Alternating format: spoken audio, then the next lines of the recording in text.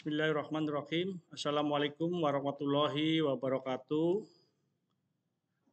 Alhamdulillah, pada kesempatan hari ini kita masih diberikan kesehatan oleh Allah Subhanahu wa taala sehingga pada kesempatan yang baik ini kita dapat melakukan kegiatan pembelajaran melalui daring. Saya ucapkan kepada siswa-siswi kelas 11 TKR, mudah-mudahan kita semua dalam kondisi sehat walafiat. Baik, pada kesempatan yang baik ini saya memperkenalkan diri sebagai guru di mata pelajaran pemeliharaan mesin kendaraan ringan. Namun sebelum itu, karena kita tahu bahwa kalian adalah siswa yang sudah naik kelas 2, namun masih banyak hal-hal yang belum diketahui oleh kalian terkait dengan pembelajaran ataupun personil guru yang mengajar pada kompetensi kalian teknik kendaraan ringan. Baik, pada kesempatan ini Bapak akan memperkenalkan terlebih dahulu tentang siapa saja guru yang akan mengajar di kompetensi kalian teknik kendaraan ringan. Nah, kita tahu bahwa ini adalah Ibu Kepala Sekolah kita, yaitu Ibu Untin Suhartini.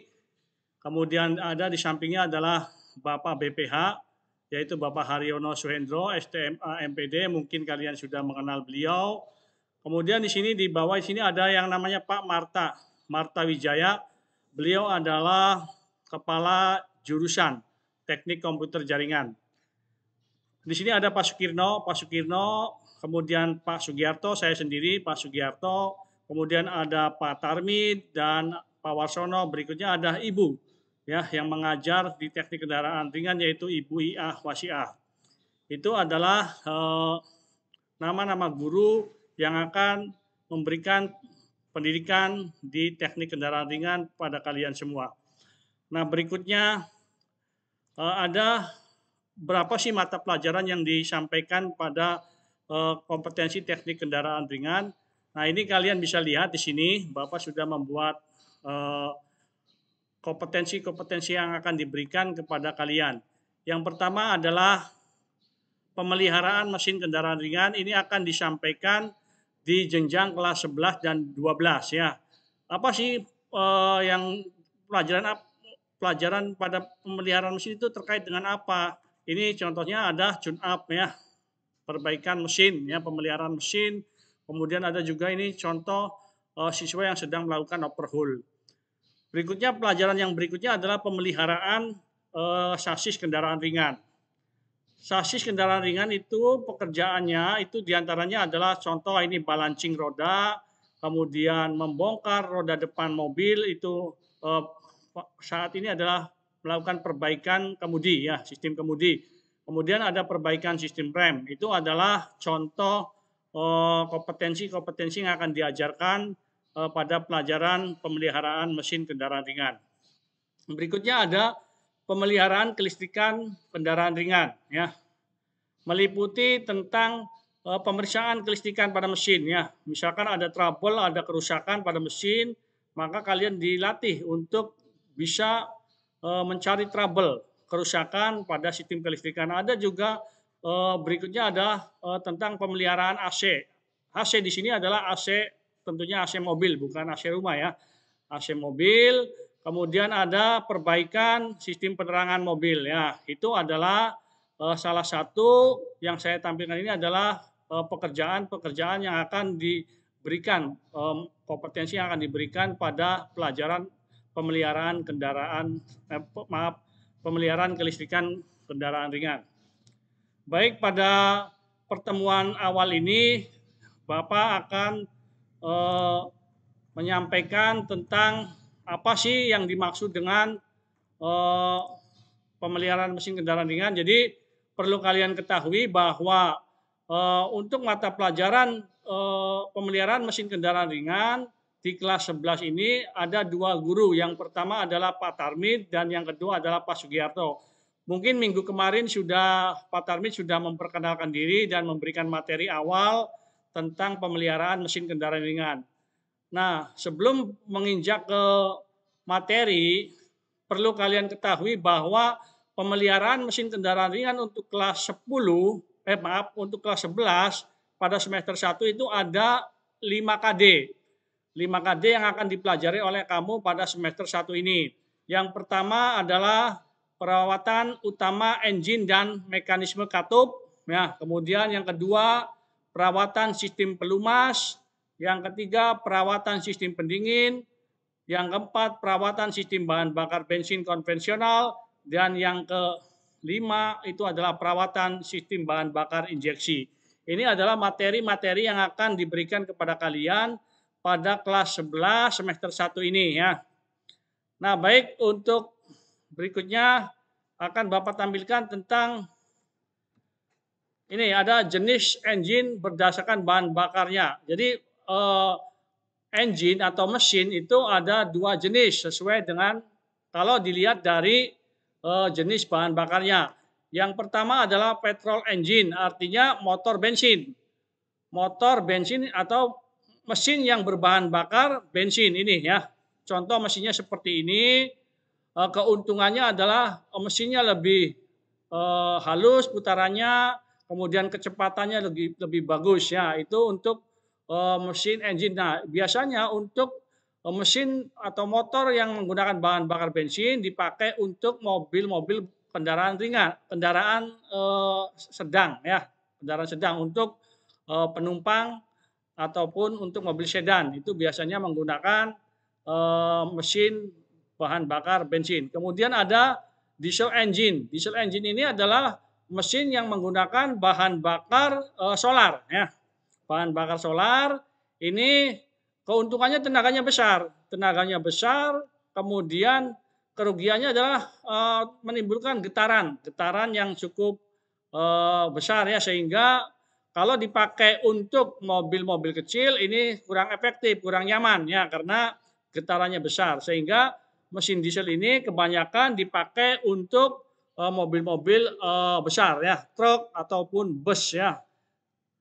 Itu adalah jenis mesin bensin dan diesel, keuntungan dan kerugiannya. Berikutnya, pada kesempatan ini kita harus mengenalkan terlebih dahulu komponen-komponen utama pada engine.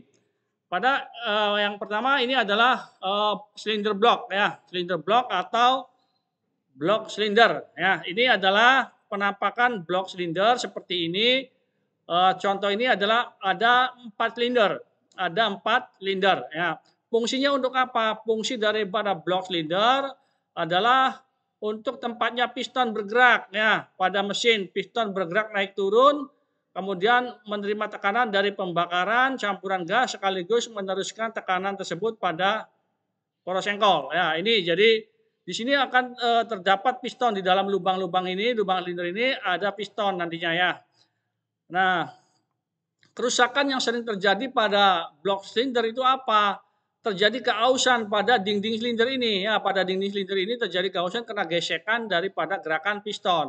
Maka cara perbaikannya adalah dengan cara oversize ya. Oversize itu artinya memperbesar lubang silinder dengan mengganti diameter piston yang lebih besar. Ini adalah blok mesin atau silinder blok ya.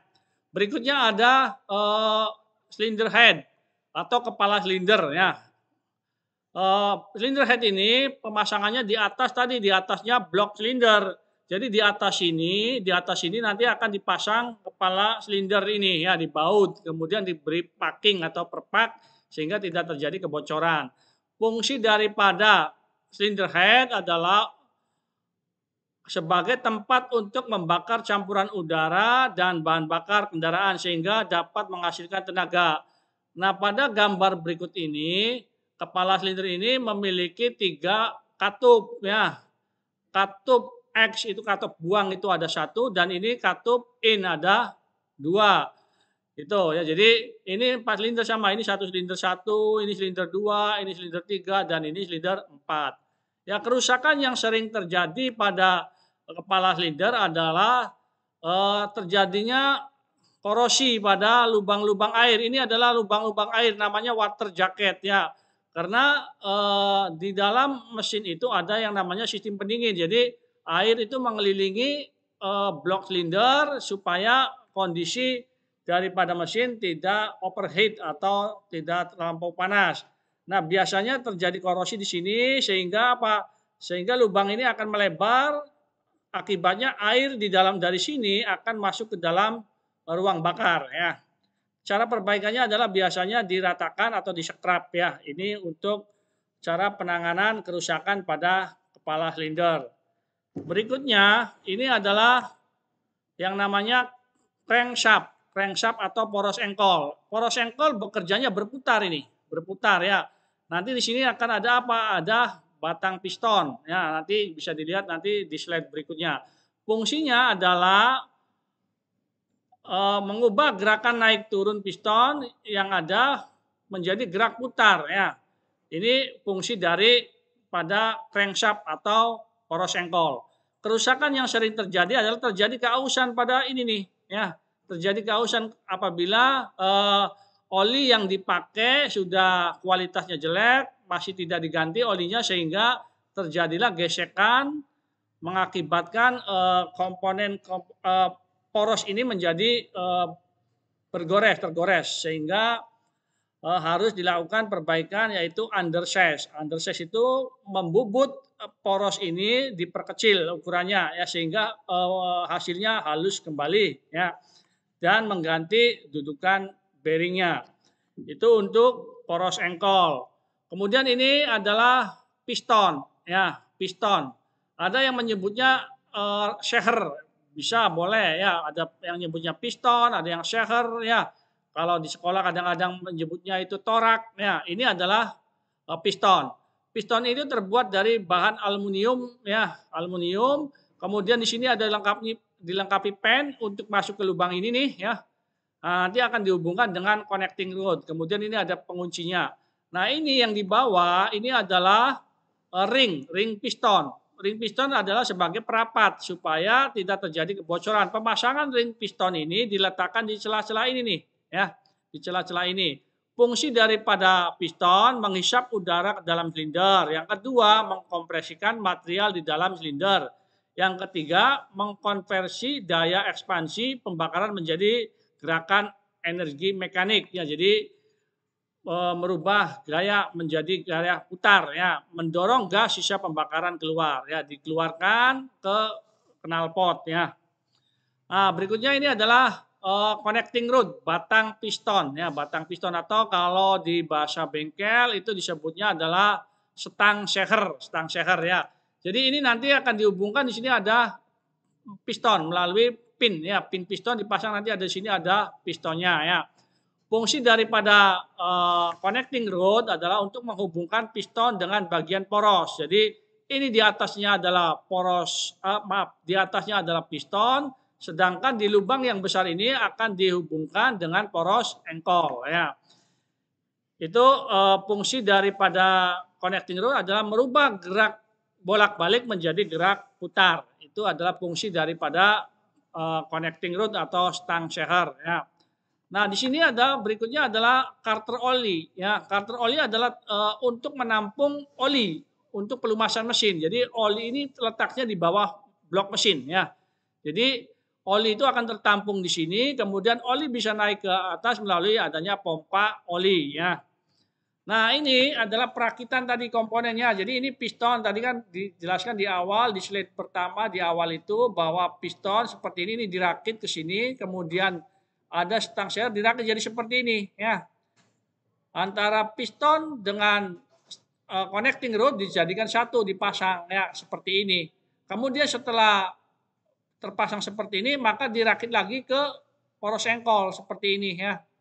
Kenapa piston ini ada 4? Karena mobil minimal itu jumlah pistonnya ada 3. Beda dengan sepeda motor. Kalau sepeda motor pistonnya itu cukup 1 biasanya ya. Kalau mobil jumlah pistonnya itu ada 4, ada yang 3, ada yang 6 gitu ya. Tapi yang umum untuk mobil kendaraan ringan atau mobil angkutan penumpang itu biasanya menggunakan pistonnya cukup 4 ya. Nah ini baru dirakit ke sini, ke dalam sini nih, ini blok mesin. Jadi piston itu ada di dalam blok mesin, nanti akan bekerja naik turun ya di dalam sini. Ini ada poros sengkol ini ada rantai keteng ya. Kemudian ini kalau di starter ini berputar maka poros engkol berputar, kemudian piston akan bergerak naik turun ya. Sehingga di sini ada gesekan nih antara piston dengan dinding silinder ini terjadi gesekan tadi di awal dijelaskan bahwa dinding silinder itu akan terjadi kehausan jika kualitas olinya sudah jelek, pemilik kendaraan tidak rutin mengganti oli sehingga terjadi kehausan ya.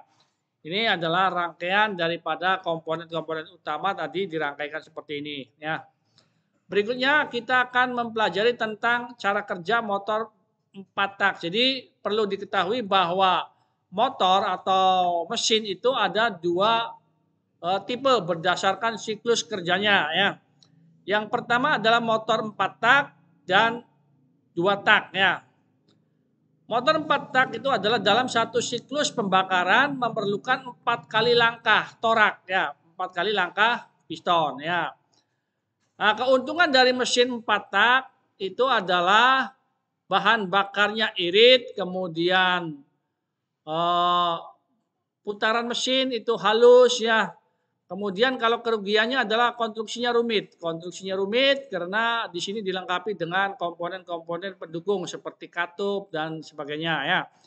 Nah, itu adalah ini saya gambarkan di sini ada saya bagi 3 ini ya. Jadi ini mesin utuh, mesin, kemudian ada komponen yang namanya head cylinder. Kepala silinder itu batasnya dari garis ini nih sampai ke atas ini namanya kepala silinder ya. Kemudian ada silinder block. Blok mesin itu dari garis biru ini sampai ke atas ini namanya blok silinder ya. Blok silinder. Kemudian ada karter itu bagian bawah sini ya. Ini adalah karter. Nah, ini saya jelaskan terlebih dahulu sebelum mengetahui bagaimana cara kerja mesin 4 tak. Ini ada beberapa komponen yang perlu kalian pahami pada mesin tipe 4 tak ya. Di sini ada noken as atau camshaft ya ini ya. Camshaft fungsinya adalah untuk menekan katup atau palep ya, ini berputar. Nanti ada di sini nanti ada rantai keteng dihubungkan ke atas sehingga camshaft itu berputar sehingga akan menekan ini nih ya, akan menekan tapet ya, penghubung ini tapet, kemudian ada pegas spring, kemudian ada katup. Nah, katup di sini ada dua katup exhaust dan katup intake ya. Ini katup buang ini ya. Yang ini katup buang, exhaust itu katup buang, kemudian ini katup masuk. Nah, di sini adalah saluran. Ada saluran exhaust. Saluran exhaust ini dihubungkan kemana? Exhaust ini dihubungkan ke knalpot ya, ke knalpot sebagai pembuangan hasil pembakaran ya. Ini adalah exhaust. Kemudian yang warna kuning adalah intake, saluran masuk. Dari mana saluran ini? Saluran ini berasal dari karburator. Di sini nanti ada karburator. Karburator itu fungsinya adalah untuk mencampur bahan bakar bensin dengan udara, kemudian diisap masuk ke dalam saluran ini ya. Masuk ke dalam ruang bakar, ini ruang bakarnya ya. Nah, ini pistonnya, ini piston. Kemudian ada blok mesinnya ini, blok mesin ya. Blok mesin, kemudian ini ada connecting rod, ada poros sengkol, ada karter penempat penampungan oli ya. Nah, sekarang bagaimana cara apa sih itu yang namanya TMA dan TMB ya? Jadi TMA itu singkatan dari titik mati atas, sedangkan TMB adalah singkatan dari titik mati bawah ya. Nah, kita lihat gambar di samping sebelah kiri ini adalah posisi piston TMA. TMA itu adalah langkah piston dari titik mati bawah ke titik mati atas, itu adalah yang disebut dengan TMA atau TMB, langkah piston. Yang dimaksud dengan langkah piston adalah gerakan dari TMB ke TMA itu adalah langkah piston. Nah, piston yang digambar sebelah kiri ini adalah sedang posisi titik mati atas, ada di puncak di atas ya. Nah, kemudian yang di samping kanan, ya ini samping kiri maaf, ini samping kanan, piston berada di bawah. Ini namanya titik mati bawah. Nah, piston ini poros sengkol ini berputar, ya. Kalau berputar maka piston akan bergerak naik turun gini, ya. Naik turun, gerakan dari TMB ke TMA itu disebut dengan langkah piston atau langkah torak, ya. Itu. Jadi harus dipahami dulu apa yang dimaksud dengan TMA dan TMB. TMA adalah titik mati atas dan TMB adalah titik mati bawah. Gerakan dari TMB ke TMA disebut dengan langkah piston. Itu ya. Nah, kemudian ini. Tadi dijelaskan bahwa motor 4 tak itu memiliki 4 langkah. 4 langkah. Artinya 4 langkah itu apa saja yang langkah-langkahnya. 4 langkah itu diantaranya adalah langkah hisap, langkah kompresi, langkah usaha, dan langkah buang. Nah, sekarang kita lihat ini. Pada langkah hisap, piston akan bergerak ke bawah. Piston bergerak ke bawah. Pada waktu piston bergerak ke bawah, maka katup katup masuknya membuka sehingga ini ada di sini ada karburator. Sehingga apa bahan bakar dan udara akan terhisap ke sini ke dalam ruang bakar, ke dalam silinder ini ya. Ini disebut langkah hisap. Sedangkan katup buang yang warna merah ini katup buang menutup ya. Itu disebut dengan langkah hisap. Kemudian berikutnya langkah piston akan bergerak naik. Tadinya kan udah ada udara dan bensin di dalam ruangan ini.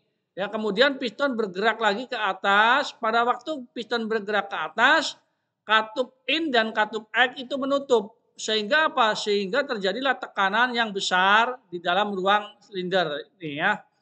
Tekanan besar, dipres naik ke atas pistonnya, kemudian pada waktu beberapa derajat sampai TMA, busi akan memercikan bunga api sehingga terjadilah pembakaran di dalam ruang bakar. Itu proses terjadinya kompresi ya. Jadi piston bergerak ke atas, kedua katupnya menutup sehingga tekanan udara di sini akan tinggi ya. Tekanan udara dan bensin tinggi, kemudian naik terus ke atas di sekitar 5 derajat sebelum TMA, maka busi mengeluarkan percikan bunga api sehingga terjadilah pembakaran. Nah, setelah terjadinya pembakaran, maka piston akan bergerak turun ke bawah karena ada tekanan pembakaran tadi bergerak ke bawah. Itu disebut dengan langkah kerja atau langkah power ya, langkah usaha, langkah kerja sama ya. Nah, pada waktu langkah kerja, piston bergerak ke bawah, kedua katupnya menutup ya. Kenapa bisa bergerak ke bawah? Karena tadi ada tekanan pembakaran sehingga turun ke bawah ya pistonnya. Nah, setelah turun ke bawah, piston akan naik lagi ke atas. Ke atas ini adalah langkah buang. Untuk apa? Membuang hasil pembakaran ya. Dikeluarkan menuju ke knalpot. Pada waktu langkah buang, katup in ini menutup, katup buangnya membuka sehingga hasil pembakaran ini keluar ke sini melalui knalpot, nanti dibuang ke knalpot ya. Itu siklus daripada mesin 4 tak. Jadi ada langkah hisap, setelah hisap itu langkah kompresi, setelah langkah kompresi langkah kerja dan diteruskan dengan langkah buang. Dan terus seperti itu siklusnya ya. Ada 4 langkah. Makanya disebut dengan motor 4 tak atau 4 langkah ya. Nah, sekarang kita bandingkan dengan prinsip kerja motor 2 tak. Kita lihat konstruksinya. Ya, konstruksinya akan berbeda. Kita lihat lagi sini kalau mesin 2 tak, 4 tak itu konstruksinya sangat rumit ya. Di sini ada katup ya. Kemudian ada piston sama ada piston. Di sini di kepala silindernya atau di silinder headnya itu ada katup, ada knockon A atau camshaft, ada tapet ya. Nah, beda dengan mesin 2 tak. Lihat, mesin 2 tak itu ada piston, di sini nggak ada katup, ya tidak ada katup. Tapi di sini ada saluran nih, ada saluran masuk, dihubungkan ke mana? Ke karburator. Ini ada saluran buang, dihubungkan ke mana? Ke knalpot, ya knalpot. Nah, jadi sangat simpel, 2 tak itu berarti dalam 1 kali pembakaran, piston hanya membutuhkan 2 kali langkah, 2 kali gerakan, yaitu gerakan ke atas dan ke bawah. Gerakan TMA dan gerakan ke TMB. Hanya 2 kali itu menghasilkan 1 kali pembakaran. Nah, keuntungan motor 2 tak adalah apa? Keuntungannya adalah kecepatannya lebih bagus, ya lebih baik ya, karena tadi hanya membutuhkan 2 langkah torak untuk menghasilkan 1 kali pembakaran. Beda dengan mesin 4 tak. untuk menghasilkan 1 kali pembakaran, piston harus bergerak 4 kali ya. Sehingga kecepatannya motor 2 tak itu lebih bagus ya. Contohnya di sepeda motor itu motornya motor RX King itu kan motornya 2 tak gitu kan ya. Maka kecepatannya lebih bagus ya. Itu keuntungannya daripada motor 2 tak. Yang pertama kecepatannya lebih bagus ya karena siklus kerjanya lebih simpel, lebih sederhana. Kemudian keuntungan yang kedua adalah konstruksi mesin yang sangat sederhana. Tidak harus ada rantai keteng, tidak ada katup ya, tidak ada klep. Cuma seperti ini ya, lebih simpel. Nah, itu keuntungan daripada motor 2 tak. Sedangkan kerugian motor 2 tak adalah apa? Bahan bakar boros. Kenapa boros? Karena tidak ada katup, tidak ada yang mengatur membuka dan menutupnya saluran ini. Saluran ini akan terbuka selalu ya, terbuka terus sehingga bahan bakar masuk ke sini, ada juga yang udah keluar ya. Nah, itu kerugiannya, bahan bakarnya boros ya. Itu kerugiannya. Kemudian kerugian yang kedua pada motor 2 tak adalah apa? Kerugiannya adalah suaranya berisik, menimbulkan polusi udara. Karena dari knalpot itu akan keluar asap ya, sehingga akan mengganggu polusi udara pada lingkungan sekitarnya. Nah, sekarang kita lihat cara kerjanya bagaimana. Ya, ini langkah ke-1, piston bergerak ke bawah, maka pada waktu bergerak ke bawah ke sini ya, maka bahan bakarnya di sini? Udara, bensin dan oli samping ya, masuk ke sini nih. Masuk ya, kemudian ke sini, ada yang ke sini ya. Nah, ke sini nih. Nah, ke sini masih ketutup. Nah, kemudian kalau ininya turun nanti bahan bakar akan masuk ke sini ya. Nah, ini tuh bahan bakar sini baru dikompresikan langsung dibuang ke knalpot ya. Itu lebih simpel. Jadi gerakannya cuma 2 kali, turun, menghisap, kemudian naik kompresi ya, langsung kompresi itu langsung buang ya. Itu. Jadi kenapa bisa boros? Karena ini lihat, kalian bisa lihat bahan bakar yang belum kebakar yang warna biru ini sudah ada yang keluar melalui knalpot sehingga belum kekontrol, belum terbakar sudah kebuang. Itu saja mungkin materi yang bisa disampaikan pada kesempatan minggu hari ini ya. Nanti kalian bisa absen melalui link yang saya bagikan melalui WA, nanti di absen dan ada yang perlu ditandatangani di absen tersebut ya. Jadi untuk absen juga bisa melalui komen di YouTube ini ya. Di komen di YouTube kalian bisa ketik di komen itu misalkan contoh Sugiarto hadir Pak gitu ya. Itu untuk absensi pada kegiatan pelajaran hari ini. Sekali lagi Bapak ucapkan terima kasih. Semoga kita semua dalam kondisi sehat dan terhindar dari wabah COVID-19. Amin. Amin. Terima kasih. Wassalamualaikum warahmatullahi wabarakatuh.